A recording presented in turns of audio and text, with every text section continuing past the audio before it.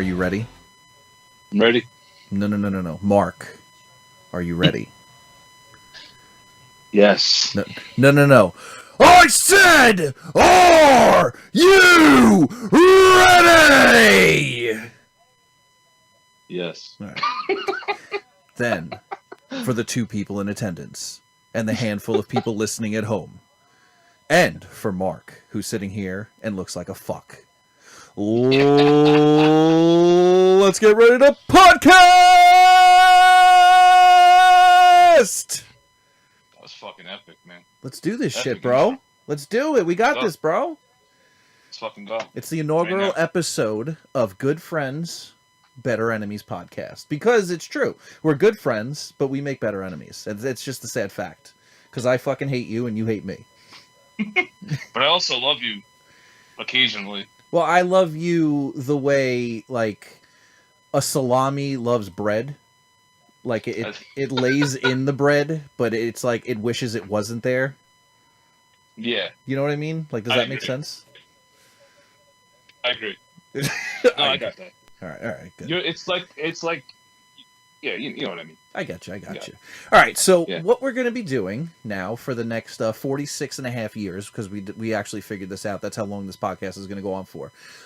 So for the next 46 and a half years, Mark and I are going to be breaking down some of the best and worst events in wrestling history, some of the best and worst wrestlers in wrestling history. And when I say worst, I mean everything that Mark's picks is going to be the worst, and anything that I pick is going to be the best. So that's exactly how this is going to work. I just want to warn all the listeners, this guy has the worst taste in wrestling. So if you like bad wrestling, tune in when Mike talks. Oh shit. And that's it. So basically, if Mark had it his way, we'd literally just be covering the Attitude Era. And if I had it my way, No, don't be a fuck. go ahead. The later end of New Generation and the beginning of Ruthless Aggression, I'd be good with. Okay, all right. I'll listen. I'll give it to you.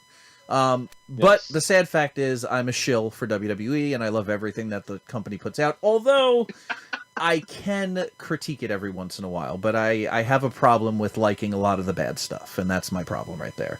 Yes, Mark can't admit that yes. he likes shitty things, and that's his problem.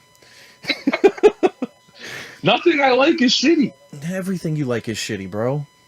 Dude, name one thing I like that is shitty. You told me the other day that your favorite wrestler is Matt Riddle. and you wish that he beat Brock Lesnar and Bobby Lashley in a 2-on-1 handicap match for the world title. Yeah, and then you fucking woke up there. This never happened. This conversation never happened. All right, so again, like I said, we're going to be going over a couple of events. The show is probably mainly going to just be the 2 of us screaming and yelling at each other. Mark calling me a fuck. Kids, if you're listening, that word is a very bad word. You don't want to repeat it unless you're talking to your parents, and then you call them that because that's a term of endearment. Right. No, he's 100% right, kids. If you're talking to your parents, repeatedly say the word fuck.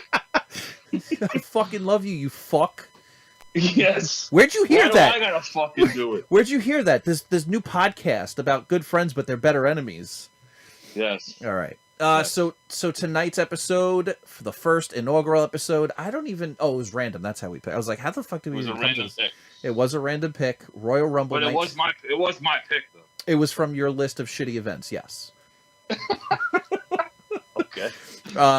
Royal Rumble 1994. Speaking of the Rumble, let's touch on it really quickly, just the way you touch on everything else.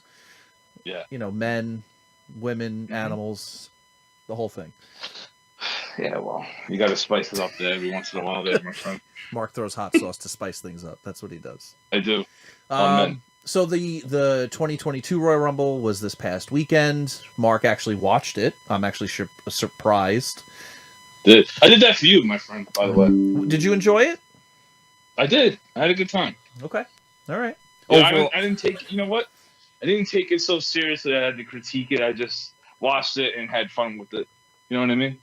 I'm not gonna lie. I've noticed that if I do that with a lot of modern era pay-per-views, it actually ends up where I enjoy it more. I'm not going to go too far into this pay-per-view because that's not what this podcast is about, but I feel like my biggest gripe with modern-day wrestling fans, or at least fans that are watching the modern-day product, is they dissect it too much and they just don't appreciate what's in front of them. That's just my opinion. That's the internet. That's the what? That's the internet. Yeah, no, I agree. But again, that's also what gave us this what do you call this? This platform right here for two assholes to talk about wrestling. So, but I feel like wrestling fans nowadays, they get influenced by other people's opinion. That's just my opinion. Listen, I completely agree with that. Which is mainly why I graph my own opinion, and that's why you tell me that my opinion is shit most of the time. So. Yeah, but here's the thing. I might think your opinion is shit, but I respect it because it's your opinion. You didn't get influenced by my opinion or your friend's opinion. It's what you feel. Okay. That's what's missing today. That's the only thing about you that I respect. So we'll just leave it. Yeah, I mean, I don't really respect anything else. No, and I appreciate that wholeheartedly, and I mean that from the bottom of my my groin. So, all right, let's do this. Let's break down the 1994 Royal Rumble. 1994 Royal Rumble aired January 22nd, 1994 from the Providence Civic Center in Providence, Rhode Island. This venue had a whopping attendance. You ready for this number, Mark? I don't think you can handle this. 14,500 people. Whew! Goddamn. Whoa. That's I think nowadays that's what we call bingo halls. Yeah. Yeah. Dude, I don't think... that's what they were doing. That's what they were doing at the time. I know, but dude, can you think of... Now, maybe not for Raw, because Raw would probably run this, but could you imagine a major pay-per-view running the Providence Civic Center for about 15,000 fans? I don't even think they've gone to Providence. I'm sure they have. 97, 98. Well, that's what I'm saying. I don't know. I'm pretty sure. I mean, I'd have to look it up. I don't have the numbers in front of me, but chances are it was probably for like a Raw or a SmackDown or even a live event, which, you know, they're not looking for huge gates. The buy rate of this pay-per-view, 200,000, which I think was actually down from the 1993 Royal Rumble. I actually don't have those numbers in front of me. Keep in mind, though, they're coming off the golden era kind of at this time still. So actually, let's dive into that really quickly before we get into the pay-per-view. So yeah, this was a time where now your Hogan was gone, your Macho Man was gone, right. All of your big name guys were gone. You know, and Macho Man's there, but he's not the Macho Man of 89 or 90. You know what I mean? 94. He's in this Rumble. Oh, he is in this Rumble. My bad. I apologize. But he's not showcased like Macho Man, you know, that we grew up and loved. Right. Well, actually, if I'm not mistaken, I think this is the last Rumble and WrestleMania that the Macho appears in, to be honest with you. Right. Yeah. So maybe that's what I was alluding to, but my mistake there. But regardless, WWE is trying to craft new top guys, new main eventers, and just, as you referred to, the new gen. We're looking at new guys, new faces, and most of the time, I'm not going to lie, it was a failure. They tried their hands at guys like Lex Luger, Diesel, who, I'm not going to lie, he was probably one of my favorite heel champions, especially of this era. He did a hell of a good job, and then they started passing the buck over to the guys like Shawn Michaels, Bret Hart, and then we really work our way into the Attitude Era, of course. So this new gen era was, I feel, more of like a test subject for wrestling, with a lot of failed attempts. Right, I agree, but also what they had working against them is the golden era was like big superhero kind of guys, like Hogan and Warrior. Larger than life characters. So those kids that grew up with that, they're not going to be like, oh yeah, look at Bret Hart and Shawn Michaels, who are fucking maybe 6'2", right? And Hogan 6'7", 6'8", big monster guy. Yeah, you know what I mean. It's kind of hard to. Plus, they're not being billed as cartoon characters like Hogan was. Right. Well, there's 24 pythons, brother. Right. They're not getting the promo that Hogan You know? No, so and like you said, you're not looking at the 6'6", muscular build anymore. You're looking at Bret Hart, 5'11", maybe Right. 225, 230. Shawn Michaels, 6'1", 230. These are average size guys who are Which I just. prefer. I prefer them. I'm not gonna lie. I mean, I can go either way. I love a monstrous champion like a Brock Lesnar, Bobby Lashley right Yeah. now. There's nothing wrong with that if it's done right, but it doesn't have to be that guy. That's true. It could be like we've seen Bret Hart's, Shawn Michaels, Chris Jericho's, Kurt Angle. I would even put in that aspect. He's not a monster. That's my guy, right? No, I know. That is my guy right there. But man. okay, so where would you put Kurt Angle? Would you put him in the monster category, or would you put him in with the Bret Hart's and No. Shawn Michaels? No, he's with the Bret Hart, Shawn Michaels, 100%. All right. So back to the 1994 Royal Rumble before this gets derailed completely. This is two facts really quickly, and then we'll start breaking down the card. It's the first year ever that there were two winners in the Royal Rumble, and it was a little awkward the way they did it, and we'll break that down more as we go into the episode. And it's the second year in a row that the winner went on to WrestleMania to face the champion. This was now it's obviously the staple as to what the Royal Rumble is, but for a couple of years it was kind of just its thing. Everybody remembers the 92 Royal Rumble where the winner actually won the championship because it was vacant. But this is now becoming the staple of the Royal Rumble with 1994 where the winner goes on to WrestleMania to face the champion. So we got I don't even know how you would describe this card. I'm going to say mediocre to lackluster. I don't know. How would you describe it? Yeah. You look at the names on the card and you think it'd be epic. I mean, you got Razor Ramon, you got Undertaker, you got Yokozuna. You got your favorite IRS. Yeah, my least favorite. You got Bam Bam Bigelow. I know, man. I mean, guys that you look on the card, you'd be like, "This is going to be pretty great," and I was really disappointed. Yeah, I mean, and that's the unfortunate thing about this era is now let's go into the first match. So you got guys like Bam Bam and Tatanka. These are not small guys. These are big, beefy fucking dudes. Actually met Tatanka in an independent wrestling show. Very nice guy. Big as fuck, though. Like, he is a big dude. And fun fact with Tatanka, at least this is what I was told from Tatanka, he hated the red hair dye. It killed his hair, but Vince made him do it. And, and of course that had to happen. All right, there we go. And we're back on track. So, when you're getting paid millions of dollars, you got to do what you got to do and what Vince McMahon tells you to do, essentially. Was he making millions? Probably not. That's what I'm saying. I don't even think he was cracking a mil. Honestly, back this day, I don't think many of the guys, if any, were cracking a million. I think that major Bret Hart deal that tried to get Bret Hart to stay, that was probably closest to that big figure. So, speaking of, I'm sorry. I'm sorry to go off the rails a little bit. Do you think Bret was worth the money? You're going. We're going hot topics right off the bat. No, I never thought. Well, I'm gonna bring it in, bro. I have to. I always thought that Bret Hart, and I'm actually gonna save this for the second match. But no, I don't think Bret Hart was worth the money. I don't think Bret Hart was as good of a champion as they tried to make him out to be. But they needed a superstar, and Shawn Michaels wasn't ready at the time, and Bret Hart had already been in the company and well established. So they went with the safe bet, to be honest with you, in my opinion. All right, first match on the card. Tatanka versus Bam Bam. Match was actually supposed to include Ludwig Borga. That's a fucking name from the past. Who was already in a heated feud with Tatanka, but Ludwig Borga actually sustained a knee injury, and luckily enough, Bam Bam had already been in a feud with Tatanka, so it was a quick little insertion there. So that's why Bam Bam was put in there, kind of like last minute. Can we just talk about really quickly just how good Bam Bam is? Yes, let's talk about that. I love him. I mean, you can't not love him. He's probably one of the most athletic big men that I've ever laid eyes on.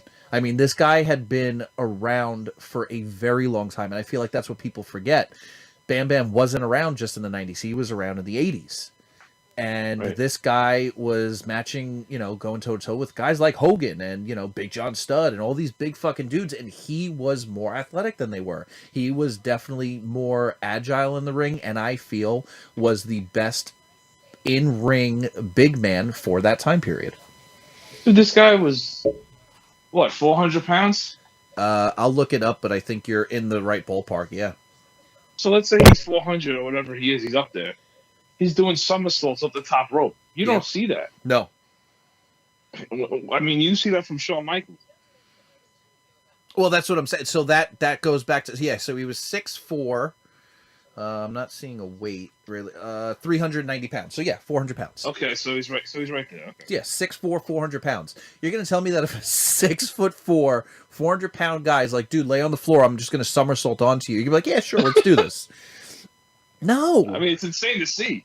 It's insane to see. Yeah, well, he did. We were just talking about it. He did an amazing moonsault. Obviously, Tatanka had rolled out of the way in the match, but still, it reminded me of Kurt Angle's moonsault, which is probably hands down the best moonsault I've ever seen. Kurt Angle's Highlight of the match, in my opinion. that moonsault. Yeah. Okay. I mean, I'm not gonna lie. I mean, again, seeing a big guy like that doing that, yeah, absolutely, you pop for stuff like that. If it hit, do you kind of feel like that would have been like the finish of the match, though? No. No. No. Okay. I don't think they were finishing guys with those. Excuse me. Like, I could be wrong. Okay. All right. I don't think those were finishers, but they're just like awesome spots, like especially with him doing it. All right. I got two quick questions for you. The Okay. referees, because watching this, I realized how awful the old referees' attire used to be. The fucking light blue shirt with the bow tie. What was your Yeah. thought process on the old school ref attire? Just really outdated. And I think that's how they dressed in the original WrestleMania. I could be Well, wrong. yeah, no, I'm telling you, this was old school referee attire. Like they were literally like waiting tables after the matches. That's what. I mean, just really. I mean, you know what, man? A lot of that shit back then was let's just say it was cheesy as fuck. Of course, but Some. isn't that what you loved about wrestling back in the day? Is that what that's what you got into? That's what brought you Yes. into wrestling. I mean, I much prefer the pinstripes. Made them look a little more serious, and It looked like an Yeah. actual sports referee. right, the fucking waiter gear. Yeah, I know. Yeah. Well, we're gonna call that the waiter gear refs, the waiter refs. That's what they're gonna be coined as. Yeah, that's exactly what they were. All right, second question for you. How Yeah. much money would it take for you to sleep with Luna Vachon? $5. So what you're saying is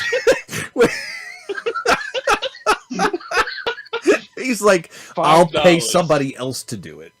Yes, actually, I would pay. Yeah, I'd pay somebody else. I don't know, man. She probably would rip your jugular out while she was on top of you.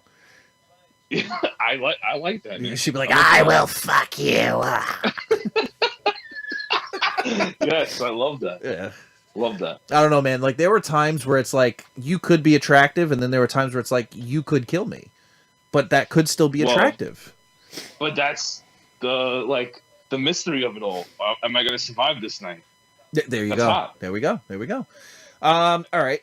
Question again. Was Tatanka hindered by his gimmick? Because now keep in mind, you have a guy that's got a solid build, guy that can obviously work in the ring, but he's playing this this Native American Indian. Does that hinder him? Here's the thing. If he wasn't going to beat Tatanka, he looks like he would have just stepped into the Lex Luger role. He has that build. He has that look. That's what I'm saying. But Lex didn't last. So Tatanka, I don't think Tatanka was ever a champion, like heavyweight championship material. You think he peaked at Intercontinental Champion? Yeah, but a lot of guys do, and it's fine. Okay. A lot of guys do, but you know what? Tatanka has a huge fan base. Yeah, oh, no, I agree with that. I mean, there was a couple of years ago where he came back for a Royal Rumble, obviously like a cameo surprise spot, and people popped for him. I'm not gonna lie, I did too. You heard that little war chant music coming, and I did too. Yeah. All But right. look at Razor, right? Like Razor was my never God. champ, but you know what? That's a horrible call. That I was going to say Because that's another topic all in its own. we will have a Scott Hall episode somewhere down the line. I think it's actually 100%. on the docket for pretty soon, if I'm not mistaken. I think Scott Hall is Oh, right is it after coming up soon? Jericho. Okay, good. Yeah. Because me and you both love Hall. Yeah. And, we're big Razor fans. And I want to talk about the fucking travesty of him not being the heavyweight champ of the world, man. In any promotion that he ever worked in. How the fuck does Diesel get it before him? Well, that's going to be a topic for Ridiculous. discussion. Yeah, we're going to... You know what? Yeah, you're right. Let's save it for that because I have a lot of frustrations. I was going to say, you're going to get frustrated quite often on this show, and we gotta maintain that as much as we can. Yeah, I'll keep it under wraps. All right. So with this match, honestly, you said that your favorite spot was the moonsault from Bam Bam. I'm gonna say my favorite spot of the match was Bam Bam step up Enziguri after Tatanka was getting that war trot down. Dude, that step up Enziguri, and then he started taunting Tatanka. That is stuff that I love seeing because now Tatanka was synonymous. Like when he did that war trot, he was gaining. He was getting that he was hulking up, as people would call it. Yeah, and he was gaining all that momentum, and fucking Bam Bam's like, nah, bitch, like, sit down. 100% doing the Hulk Hogan spot. He's hulking up. Yeah. And then Bam Bam just hits him. I mean, great shit. All right. So overall match score, what would you give it? We're going to do a thumbs up, thumbs down rating on this show. We're going to give individual matches thumbs up, thumbs down, and then we'll give the overall events a thumbs up or thumbs down. I give that match 1 thumb up. Wow, look at this, Mark. This is a monumental day for the good friends because I gave it a 1 thumb up. Yeah, that's a 1 thumb up match. I can't believe we agreed on something. Mm-hmm. We're gonna have to mark this day on our calendars, and because this will never happen again. No, it will. It will. Sometimes you have good judgment. Sometimes. And yeah, sometimes, not all the time. And sometimes I don't think you're a fuck. Sometimes. That's not true. That's not. Fuck 100%. So. All right, moving along. We got the second match on the card, the tag team titles, the Quebecers versus the Hart brothers, Bret and Owen Hart. Now, this was a odd match for the reason that back in November for Survivor Series, there was the Hart family versus Shawn Michaels and the Knights. And during that match, there was a lot of turmoil between Bret and Owen that they were building up. It was a very slow build. It was done so well. And then it's like, okay, well, no, we're good now, and we're going to go for the tag titles. And in your head, at this time, at least for me, I was 7 during this. I'm thinking, okay, they squash their shit. Brothers, fight. They get back together, and they're going to win the tag titles. That's what I thought was going to happen in this match. Interestingly enough, too, what I actually have a note here, this is a time frame where the titles would change during live events. And that's how the Quebecers got their titles back just before this Royal Rumble. So it was interesting because you would have to watch everything to make sure that, champions were still champions and feuds were still maintaining on live events. So it was a time period where you could miss something by not watching Raw or Superstars, which were literally the only 2 televised shows, I think, at this time. We had Raw, or Monday Night Raw at the time, and you had Superstars. That's one pretty cool thing about that era. It was like, just because it's not on TV doesn't mean, you know what I mean? Everything stops. I was going to say, yeah. So nowadays it's like, well, there's 75 shows a week, and on each show you could have a title change, but then on the next night you're going to watch the same match. It's going to change hands again, and then the night after that it's going to do the same thing. Yeah, I think that's pretty cool. I like that. Quick question. Throwing it out, we're going to go into a little bit of left field. Do you feel that wrestling is too overexposed on television right now? But that's been going on for the last 20 years. You think it goes back 20 years? So like, not I'm over exaggerating. No. But I'm saying, it's been like that for a while. You're saying. Here's the problem. They started getting into like you go on the network, right? And you could see like what goes on behind the scenes, and they kind of show you everything, and they kind of expose things that I feel like should never be exposed. Okay, like they pulled the curtain back too much. Way too much.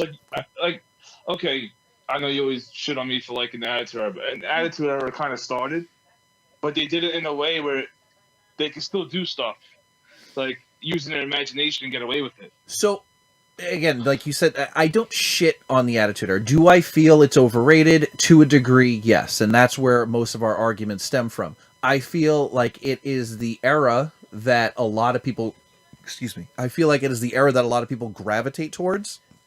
Because for guys like us, that was when we were in the prime of our wrestling fandom.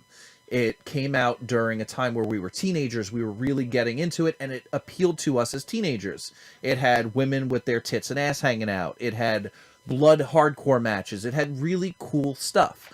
But when you look back at it and you look at it overall, was it wrestling? That's my biggest gripe. When you look back on it, how much wrestling was part of the Attitude Era and how much of it was just pomp and circumstance, like flashes and just like quick little, segments and stuff like that, which again, there's nothing wrong with it. I'm just saying, when you look back on it, it's more of the storylines and the vignettes and all of the extra shit and not so much the wrestling. That's all I'm saying. Well, here's the thing. Here's just how I see it. Because I watched it all live, just like you did. We all watched it. We didn't watch it in reruns. We watched it live on the air. Yeah. Every week, I watched all three companies, WCW, ECW. I watched it all. Right. And here's the thing. I'm not saying every match is great from that era. Right. But that's every era. Look at the New Generation era. Dude, I mean, there's not that many great, 5-star matches from that era. No. And I'm not agreeing. There's a handful. Yeah. Agreed. So you're talking about what, 5 years that went? 4 years? What? We're New talking Generation? about New Gen? Yeah, let's 92, give it 92 to 96? I would say, yeah, let's give it 4 years. All right, so let's say 4 years. So maybe 5 matches that I can say are great. You know what I mean? Attitude Era, when they did it right, though, they did it right, man. It was like the amazing build-up. And then you got the payoff in the main event.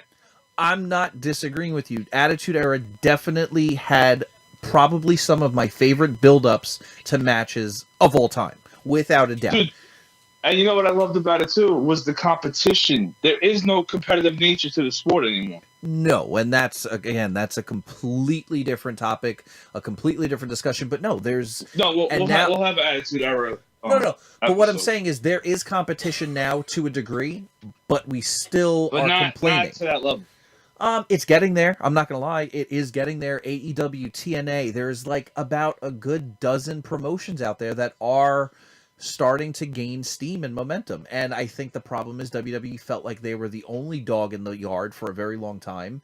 And I think Vince feels like his shit doesn't stink and he can do whatever he wants and people are going to come back. Guess what? He's kind of right. But here's the thing about that era. All levels were firing off on all cylinders. Everybody wanted to have the match of the night. Agreed. So, like, from D'Lo Brown to Austin, it was like, I want to be the match of the night. I don't care from the opening match or the fucking second match. It doesn't matter. I want to steal the show. So that's where I will 100% agree with you. I would say that all around the mid-card, the opener, curtain jerkers, whatever you want to call them, to the main eventers, they were on the same level. Like you had Road Dogg versus, like you said, Road Dogg versus D'Lo Brown was as much of a must-watch match as Stone Cold versus The Rock. And that's because of the build. And the crowd, you know what I love too is that the crowd when you involvement. Went to a show, the crowd was into every match. I know, dude. Think about all the signs you saw in the Attitude Era. You don't see signs anymore. You don't see signs. You don't see. I mean, like, listen. There's a couple of guys I saw. Oh, here was my other point I wanted to make. I'm sorry. No, you're good. Go. I was watching the Royal Rumble. I realized that all the guys that got the hugest pops, were from the Attitude Era. All the guys that got the big pops were from back in the day. None of the new guys were nearly as over, besides AJ Styles. Well, I was gonna say AJ Styles. Roman Reigns gets a solid pop. Seth Rollins gets a solid pop. I wouldn't. Yeah, but I'm comparing these main eventers to the main event of that era, and like if I put Roman Reigns or Seth Rollins pop compared to The Rock, it's compared to Austin, compared to Foley, it ain't coming close, dude. I would say Seth and Roman on par with Mick. I would even go and say that they get a better pop than Mick sometimes. Mick has Foley in his prime? But here, so all right, so we'll go down this road for a little bit. Mick Foley had a great knack for getting the fans behind him because he would do anything. And when Mick Foley was in the ring, the question was, what's he going to do? So that's what drew Right. you into him. Was he a great wrestler? No. No, Not but even he, close. he also had the underdog storyline going. Listen, Nobody ever saw him as the champ, and now he's a three or four time champ. And every time he won, the storyline building up to it was amazing. No, and again, like there was that one Raw where he won the title, and it was, I remember WCW tried to spoil it, saying Mick Foley wins the world title, and everybody switched over to WWE. Everybody. And that was of like... Austin kind of stole his spotlight a little bit. Well, But no, he was that's just hard doing his not to beer do thing. when he's on the show. That's what it was back then. Right. But again, so... Yeah, people, again, but you're not getting the draws, you're not getting the ratings that you got from the Attitude Era because everybody was watching back then. There's also a lot of different ways to watch nowadays. You can stream it, you can wait. Like for me, if I miss Raw, I'm not going to be all bent out of shape over it. I know I could check it tomorrow on YouTube or whatever. If I miss Raw back in the Attitude Era, I was fucked. I was going into school not knowing what happened, and I was pissed because all my friends I knew. was spoiled for you. That's what I'm saying. Like I was spoiled. I would come into school and be like, shit, I forgot to watch Raw. And all my friends would be like, yo, did you watch Raw? And I'd be like, yeah, I watched Raw. All right, so here's how I looked at it at that era. It's going to be a cheesy comparison, but you remember Saved by the Bell? I love Saved by the Bell. Yeah, right. So we grew up on that. Yeah. As cheesy as it is, we loved it, right? Sure. I watched it every morning before school. Mhm. Then they came out with the new era, Right. the new class. Right. Right. So you already have an established crew that we all love the whole crew and we want them all together at the whole time. Right. We don't want to see episodes without all 6 or 7 of them, whatever it was. Okay. And that's how I viewed the Attitude Era. It was like once those guys were all together, it was hard to see a show without Austin on it, without The Rock on it, without Triple H on it. And I think a whole generation of kids grew up needing to have those guys on the show. And then once they went on to Ruthless Aggression, it was kind of hard. I know me, personally, it was hard for me to watch it because now we kind of moved on to the new class. And I think that's the difficult thing to wrap around. And I'm watching it with my son, actually, because my kids are huge John Cena fans. That he's very appealing to kids. But now that Cena's not around anymore, it's a little awkward. It's like, oh, where's Cena? Well, Cena's moving on, so now you have other guys coming in. And I remember being there. It's like, well, where's Stone Cold? Where's The Rock? Where's Triple? And these guys are gone, so you have to now gravitate towards new characters. And that's the only thing that I will give Vince and the WWE credit is there's always somebody new coming up that we can root for or hate, however you want to look at it. I mean, when I was growing up, I didn't expect to love guys like, well, actually, I probably did because I always gravitated towards the heels, but I never thought like, oh, good, this guy Miz is going to come out and I'm going to love him. This guy Orton's going to come out and I'm going to love him. You didn't think while you were watching Stone Cold and The Rock that some guy named Kurt Angle is going to come out of nowhere and completely change how you love wrestling. Love him. Love him from day one. He was so good. But that's what I'm saying. There's always going to be a guy that you go, I like him now. But hold on. You don't think that the class after that era, they were a little weak? Class after what era? Like when you went from the Attitude Era where you had a lot of good talkers. You had guys that were very aggressive. The build-ups were very...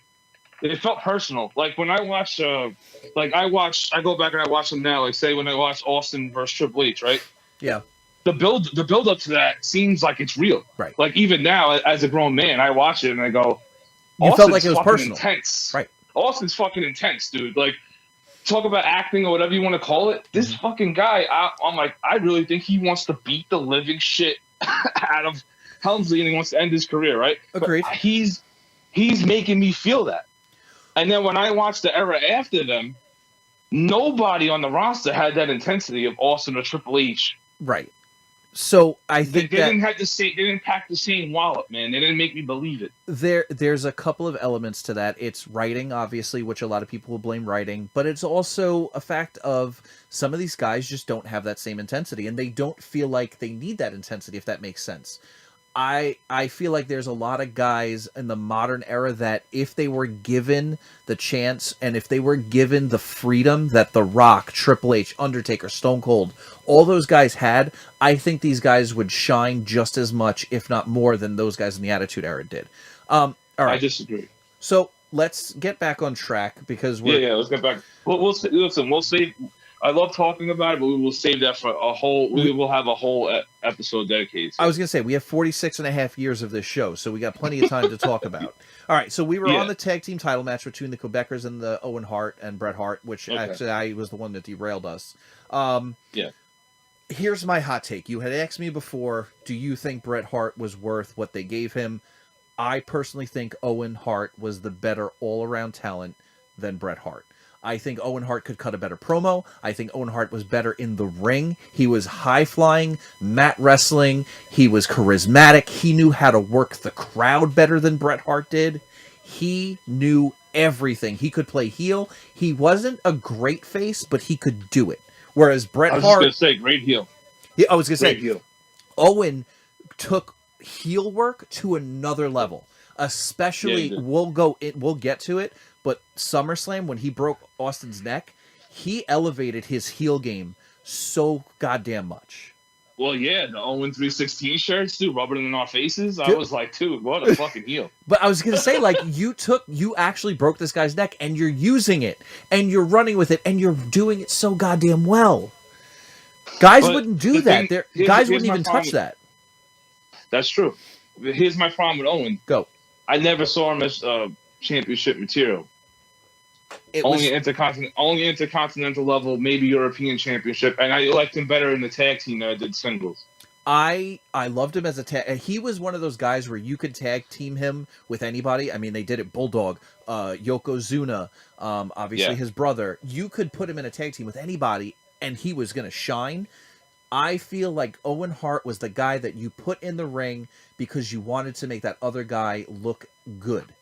Great technician. I was going to say he was an amazing foil for his brother when his brother was champion, and I think that he could have been such a good chaser, like going after the title, or even somebody that had the title but was that chicken shit heel that always got around winning or losing but still retaining the title.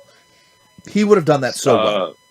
Yeah, I feel like at that time, I don't think he really fit in the title picture. That's the problem. I think if he, like, say he was a wrestler now, he would be a champion. Well, he's not because he's dead. Yeah, but I'm not. That's not. I don't want to bring that up, dude. That's an asshole thing to say. Fuck you, dude. Come on, that's what I do.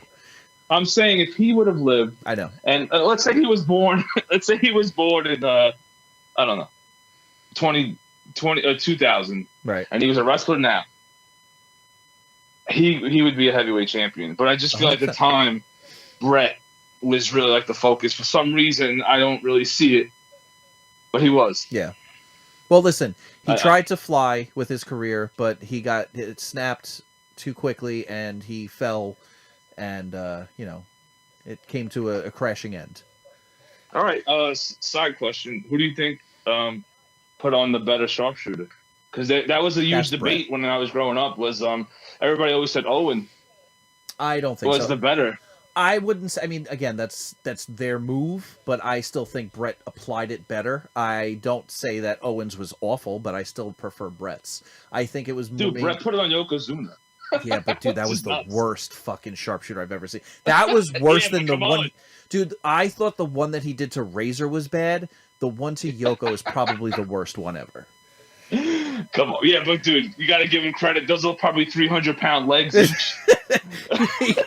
he literally is like, all right, this fat fuck is laying on his stomach. Let me try getting him in the fucking sharpshooter. And he did it, dude. What about the figure four around the ring post? I always loved that move. That was amazing. No, that was great. And amazing move. That was something that you didn't see either back then. Never. No. I never saw that before him. Right. All right. So in this match, obviously, I felt like, even though it wasn't meant to be portrayed this way, Bret really came off as very arrogant in this match because he had to be in the ring. He wouldn't tag Owen in, and it led to what it led to at the end. Right. But it also led to one of the greatest WrestleMania matches of all time. Yeah, definitely. Obviously, we'll touch on WrestleMania 10 at a later episode. This is the 94 Rumble episode, but obviously, oh shit, I keep doing that. This all leads to that event. We also, in my opinion, one of the greatest promos and lines ever after this match. Owen obviously takes out Brett, and then they're interviewing him in the back. Yeah.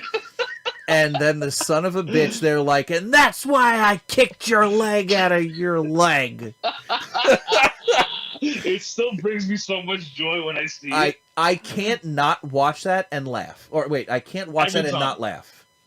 Every single time I see it, I think it's one of the best. what's even funnier is him realizing he fucked up before he even said it, but he still says it. He goes, and that's why I kicked your leg out of your leg.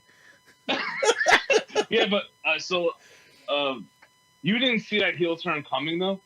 It was so obvious in the promos leading up to it. Well, that's the thing. So that's what I was saying before. I was 7 years old, and I kind of figured, oh, okay, they're brothers, they fought, they're together. But as the match progressed, you're like, okay, where is this going? And then obviously Owen turned on him. But, okay, let me ask you a question. Do you think it was warranted? Oh, yeah. Brett was completely wrong for not tagging out. That's what I'm saying. And then, of course, what does he try to do? Tries to apply the sharpshooter, even though his leg is fucked. Come on, man. Yeah, Like, tag your brother in. I knew he was going to turn in the promo before the match when he said, who cares if I was right?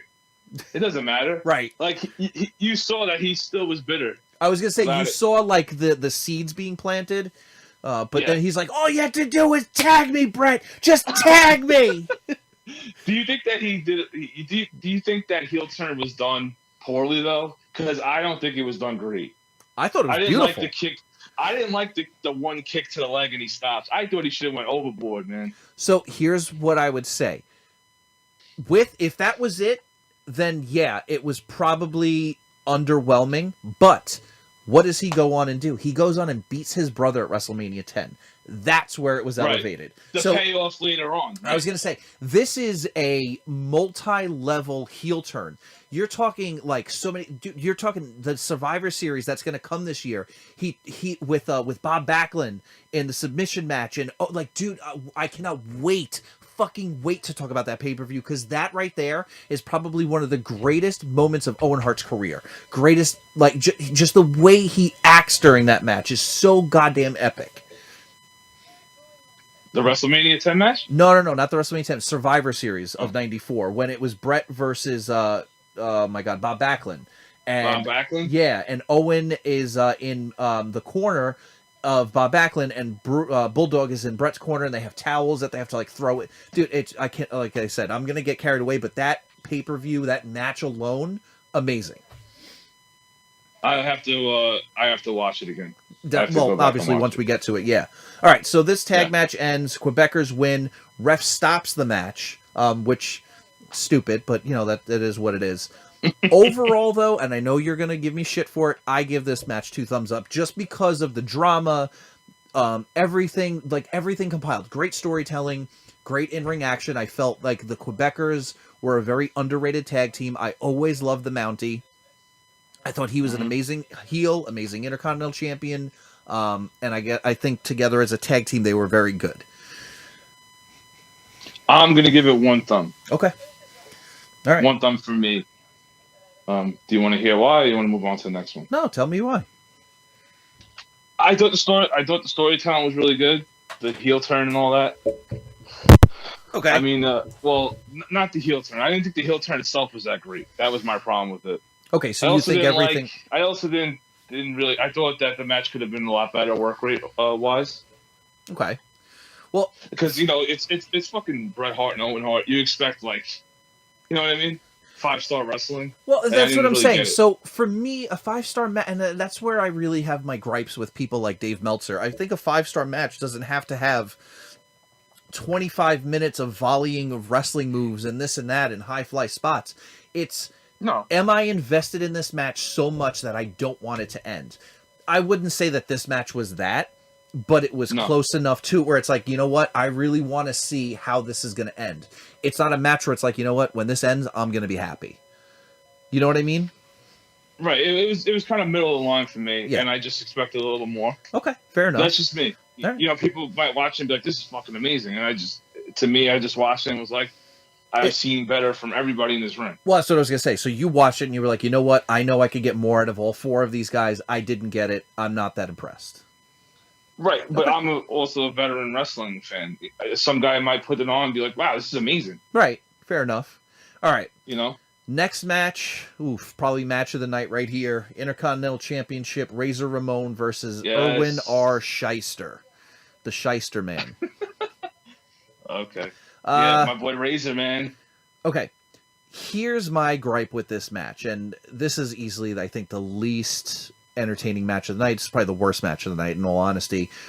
Hands down. The finish of this match always pissed me off because it only happens sometimes. Sometimes there's a ref in the back that wants to be the good guy and is like, he'll come out and be like, hey, well, listen, you were knocked out and this is what happened. And sometimes the ref's knocked out and they're like, nah, Nick, just stay back here.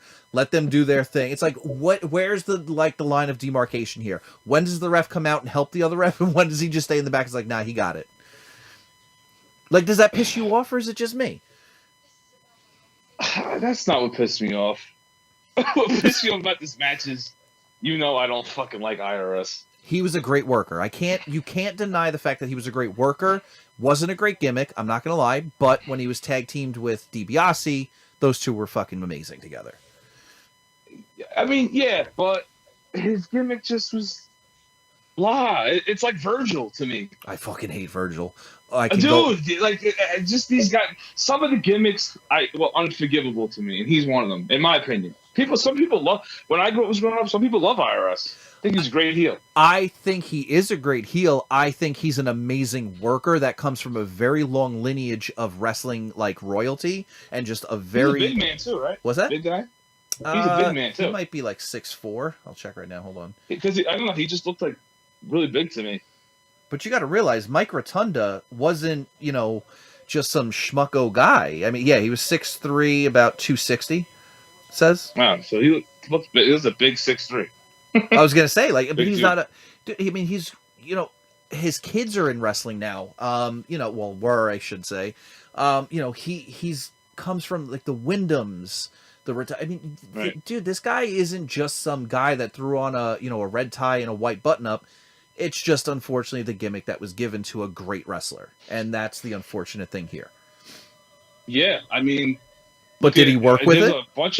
A bunch of guys that they were given gimmicks, and you just scratch your head like, what the fuck? Like Isaac Yankem? Why? Why? Like, why would you do that? And then they finally got it together later on because of Vince Russo.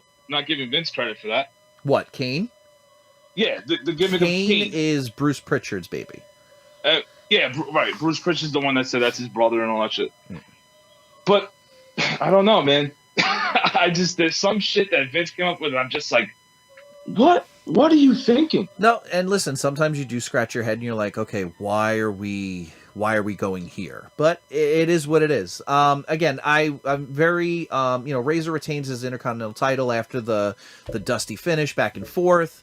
Very lackluster match. I think I gave I gave it 2 thumbs down. It just very underwhelming.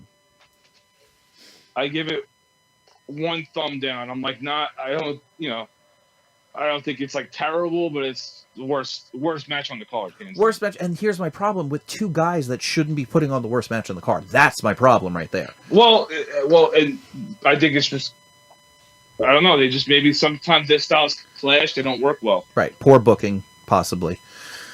All right. Yeah. WWF World Title Casket match. Yokozuna my favorite match on the card. So we were talking the other day. Obviously, we've been talking about this podcast for a little bit now, and the one thing that you brought up that I loved the way that you worded it was suspension of reality, and this match embodies that phrase wholeheartedly. Hands down. So, I mean, you start off with just a generic casket match. Yokozuna is afraid of the Undertaker. He's showing how afraid he is of the Undertaker. You were even saying you love the vignettes building up to it, all the promos. Undertaker building this double deep, double wide casket for this fat fuck because he can't fit in a regular casket. Yes, very true. And now what does Yokozuna do? he enables or he enlists other people to come in and literally help him beat the Undertaker. Right. I would say this match is about 5 minutes of wrestling and about 20 minutes of just storytelling. Honestly, I didn't see any wrestling. I just saw punching and throat thrusts. Oh, a lot of throat thrust. Dude, Undertaker was synonymous for those fucking throat thrust uppercuts. Dude, 15 per minute? I mean, how many throat thrusts do you need? I don't know, but it's like Brock Lesnar suplexes the Undertaker's throat thrusts. I'm just like, listen, he's not going to be slamming Yokozuna around, so No. I get it. That's what I'm saying. You work with the limits that you're given. I think the two of these guys did a great job of working together. It's like their third time meeting up, though, right? This might have been their second time. I think their third time is Survivor Series later this year. Right. Okay. So yeah. Which was another casket match. Again, a great pay-per-view that I cannot wait to talk about that pay-per-view. My favorite part of this match was that, I'm telling you, that ending. I know you call it hokey. No, well, okay, so I didn't say it in a negative way. You had brought up the whole suspension reality. Yes, it is hokey when you think about it, but it was done so well. It was done goddamn well. When you see him floating above the arena, right, and the lights are out, like imagine being in that arena, not knowing what's going on. But imagine being a 10-year-old kid in that arena, and your fucking imagination is running. You're like, what the fuck? Right. My mind is exploding right now. I don't have no idea what's happening. Well, I was a 7-year-old kid watching it on pay-per-view, and I was blown away because it's like, whoa. Is Undertaker, like, dying? Like, is he going to... And I think there's the problem right there. We were talking about this. The suspension of reality is dead. If you tried that on a modern program, people are like, okay, we get it. He's tied to strings and they're doing it. It's like, no. Just admire it. Just appreciate what the fuck they're giving you. And not that they're trying to insult your intelligence. You have no intelligence. Well, here's the thing I've learned about this era of fans. And not just wrestling. I'm talking about movies also. Okay. People nitpick everything. Marvel movies. They nitpick Jurassic World. I had a fight with somebody because I love the Jurassic Park movies. They're great. They're just fun. You know, the first one, huge part of my life. I saw it when I was a kid. Stuck with me forever. So I had a fight with somebody. They go, dude, I just saw Jurassic World. Worst piece of shit ever. What? The fucking raptor jumps on his back and they beat him. I'm like, you're critiquing a fucking dinosaur movie, dude. It's a movie based off of something that could happen, but chances are it's not gonna fucking happen. Chances are 1,000,000,000,000,000% that it never happened, that a raptor didn't jump on a T-Rex's back. So apparently what happened was this guy went to the theater and got the beginning of the movie that nobody else saw, where it said before the movie started, based on actual events. That's why this guy was pissed off. This era, I feel like this era of people, when they go to movies, when they go to wrestling, they literally go there just to critique. I believe you're right. Instead of sitting in the seat and enjoying what's being presented to them, they'll sit there and nitpick every little thing. Listen, I am part of 2 podcasts. One with you, obviously reviewing and critiquing wrestling. One with my beautiful girlfriend. We're going to be critiquing and reviewing movies. But at the same token, I can do that, but also still just appreciate the art behind both wrestling and movies. 2 of my biggest passions in life. I love movies. I love going to the movies. And I love wrestling. I've loved wrestling my entire life. I literally remember the first pay-per-view that I can remember as a human being was the 1992 Royal Rumble. And that pay-per-view has... Classic. It's probably, and arguably my favorite pay-per-view of all time. It's not my favorite, but it's definitely a classic, man. Yeah. Up there. Right. But again, you grew up with this stuff, and you grew up thinking this is real, and now they're telling us it's not real, but it's basically you're watching a play on TV. It's like, okay, but don't pull the curtain back so much. Leave the curtain closed just a little bit and let me think that, you know what, let my mind run away from me every once in a while. Let's raise the Undertaker up into the rafters because he died. I mean, there was I don't know if you watched it, but WrestleMania 33, I think it was Undertaker versus Roman Reigns, and Roman beat Undertaker, and What I would have loved is instead of Undertaker taking off his gloves and his hat and leaving it in the ring and walking away, let the lights go out, let all of that shit be in the ring, and then disappear. And then he disappeared. Dude, come on. I saw that. Why can't you give me that? Why do I have to be like, well, he's taking his gloves off and his hat off and putting it in the ring? Because, you know, if it just disappeared and it all ended up like that, that wouldn't be believable. Why? You can't have that.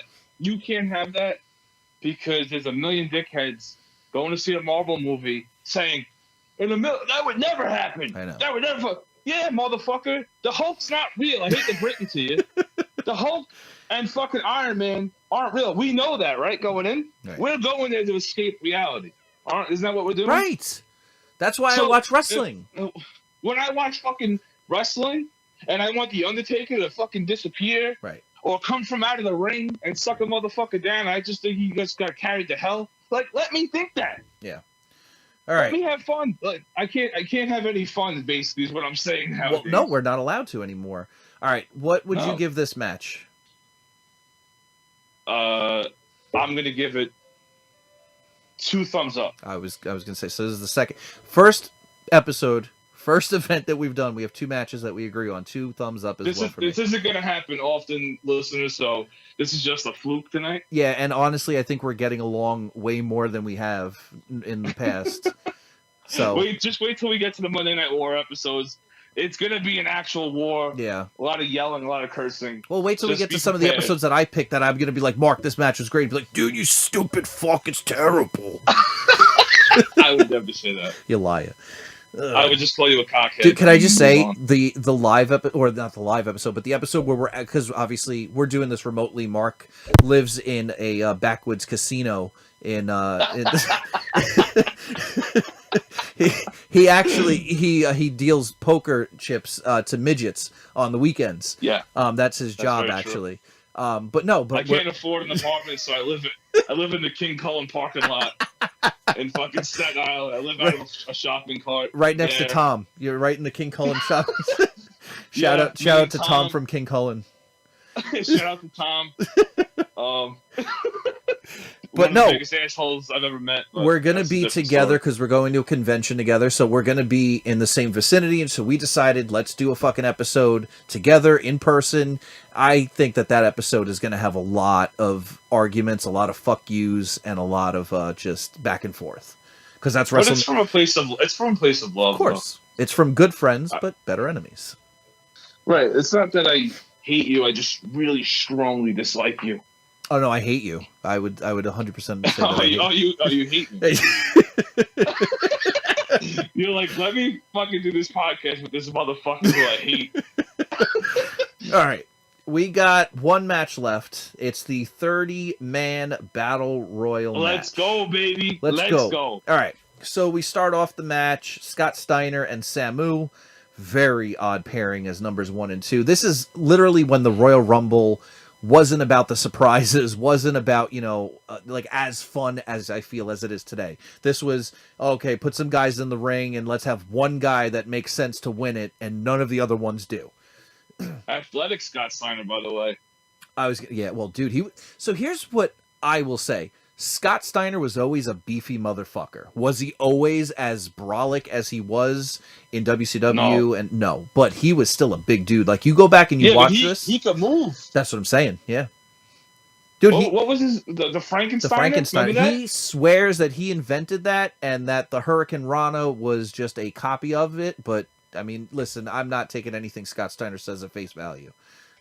I mean, you know what? It could be true. I'm not going to research it. No. What do we got here? So let's just look at this really quickly. Number of eliminations was Diesel had the most eliminations with 7. Yes. Which for a while actually stuck as most eliminations in one Royal Rumble. All right, so here's the thing. This is a side conversation me and you have had. Okay. Where you don't really like spots. What do you mean? So I wanted to bring this up.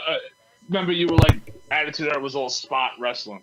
Don't like this Royal Rumble. Hold on. Let me just finish what I gotta say. All right, go ahead. This Royal Rumble had all the same fucking spots as 95% of the other Royal Rumble. The big man comes in, cleans house, eliminates like 7 or 8 guys, then he gets eliminated. It's the same fucking. They do their spot every fucking Royal Rumble. I'm not going to disagree with you. Is it a tired shtick almost at this point? Yeah, because they did the same thing with this year's Royal Rumble. They had Omos come in. He kind of cleared house, and then it took like 7 guys to eliminate him. Yeah. You know, they've done it with the Big Show. They've done it with, yes. Yeah, again.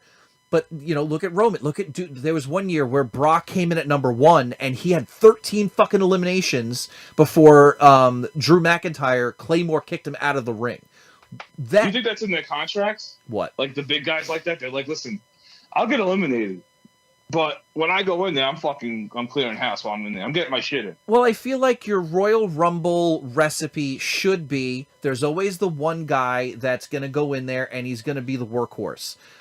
So I think this one, it was Shawn Michaels, about a half an hour was in the match. And again, keep in mind, this was before Shawn Michaels went Iron Man, number 1 to 30. So he was in there for you can see the greatness. You can see the greatness, though. You could see it building, of course. He was in there for 30 minutes. You always have that guy that's in there from, for the longest period of time. You always want to know, okay, who's going to be the workhorse in this match? Who's going to literally be in there for the longest period of time? You always have your big man, like you said, that's going to, clean house and may have a lot of eliminations. Sometimes it's not even always a big guy that does it. Sometimes it's just a popular guy that gets a lot of eliminations, like Stone Cold. Well, it's usually, I mean, Austin, I only saw him do that twice. Right. Without winning. Right. But, he did it in 97, I guess he won, but he didn't really win. 97, he literally dumped out 2 of the biggest guys in the match. Yeah, he did. Vader and Undertaker. Yeah. At the same time. I was going to say, at the same time. And then 2002, he did it again. He eliminated like 8 guys in a row.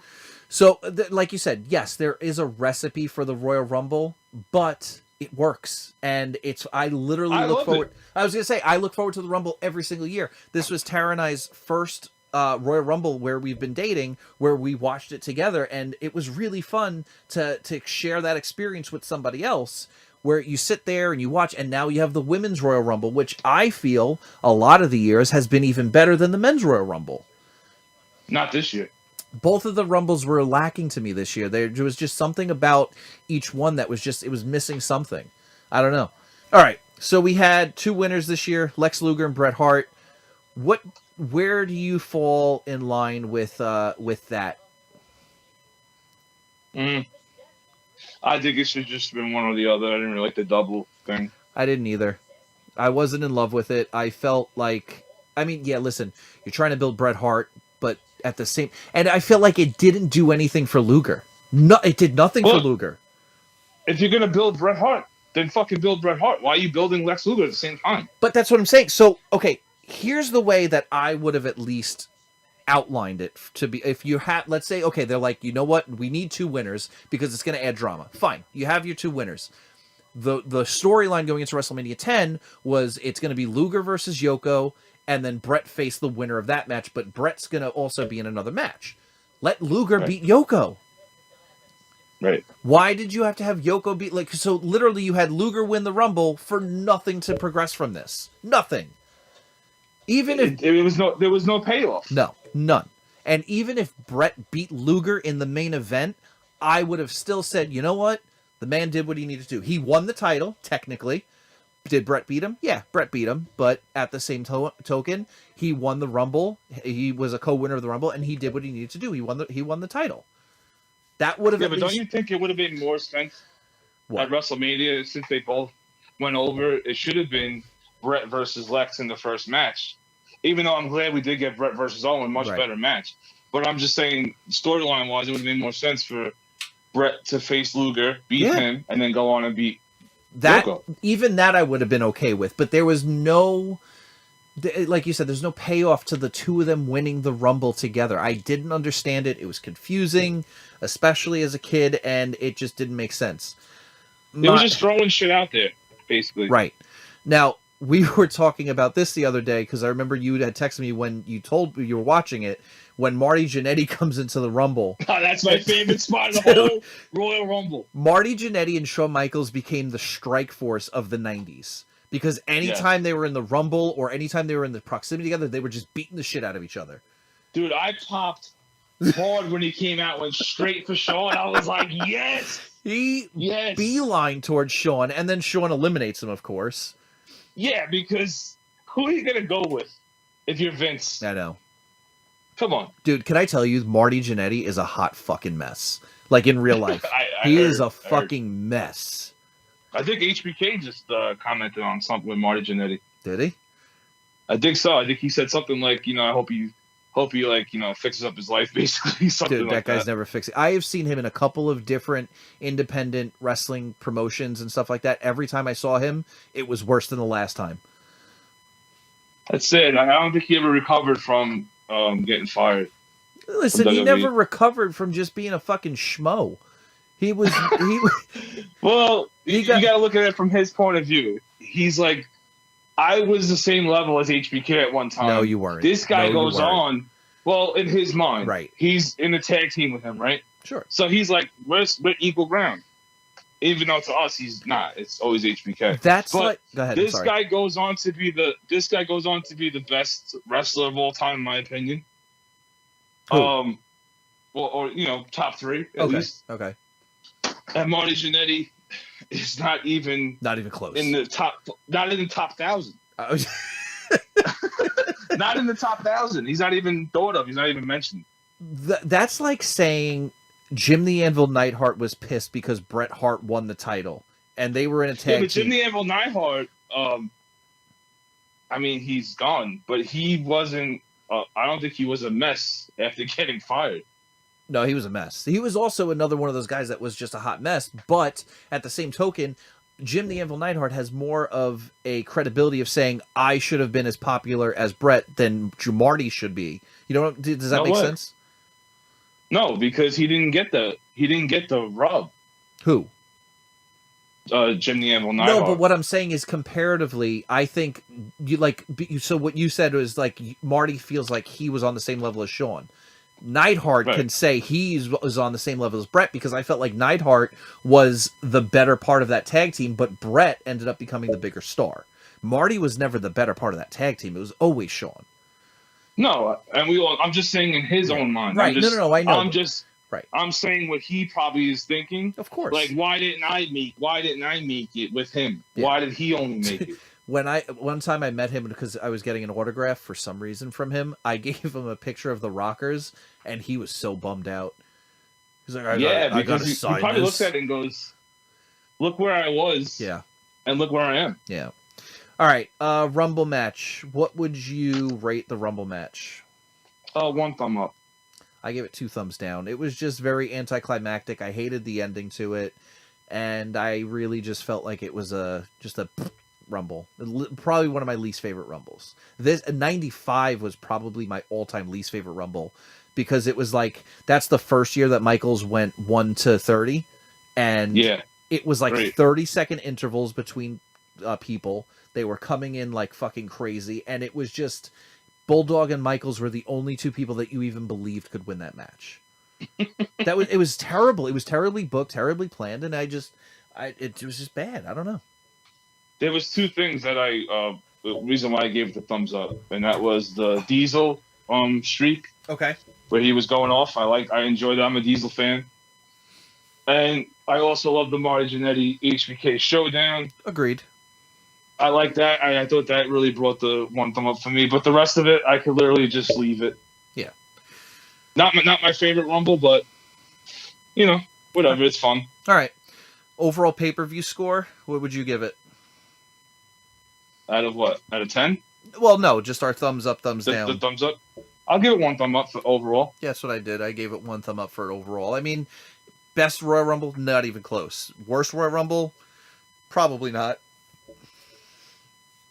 There's definitely there's other Rumbles that are definitely far worse than watching this one. I mean, this one had its moments, especially the Undertaker match, the tag match. It had storylines that were definitely being built properly, and overall, I think it's watchable. It's more nostalgia for me because it's one of the first ones I ever saw. Okay, fair enough. I think that, but then when I went into it, I was like, oh, I remember this. I remember Undertaker rising up, and I thought it was this great pay-per-view, and then I rewatched it, and I was like, oh, it's really not that great, when you go back and watch it. Yeah. But it's good. It's still fun. I was gonna say that's exactly what it is. It is fun. It's a very nostalgic pay-per-view and very old school style pay-per-view. Okay, so we did it. We got through an episode. We did. And we're alive. We haven't killed each other just yet. No, we're just getting started. You might not make it out. No, it's going to be episodes where neither of us are going to... Our voices are going to be rough the next day, and there's just going to be a lot of tears shed and stuff like that, so... There's going to be a lot of weeks where we don't go... We'll be like, dude, I'm not talking to you till the next episode. Listen, I know you're saying it as like a joke, but I think there's going to be episodes where it's like, I don't want to say anything to you until we record this episode, because we'll just let it out before it even gets to air. And that's but that's what it is. We love it, so we're passionate about it. Right. So that's what it is, man. Yeah. No, I'm now, also got...